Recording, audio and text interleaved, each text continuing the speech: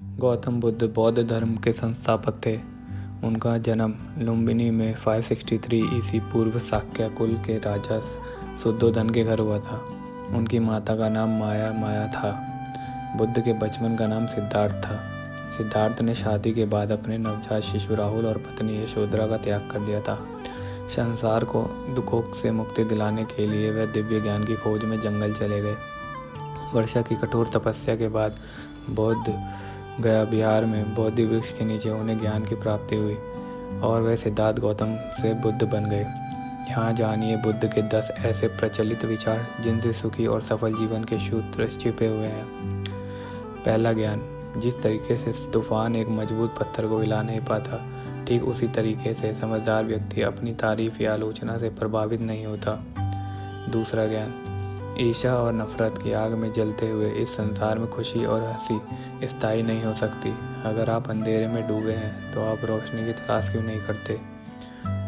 तीसरा ज्ञान, एक जागे हुए व्यक्ति को रात बड़ी लंबी लगती है, एक थके हुए व्यक्ति को मंजिल बड़ी दूर नजर आती है।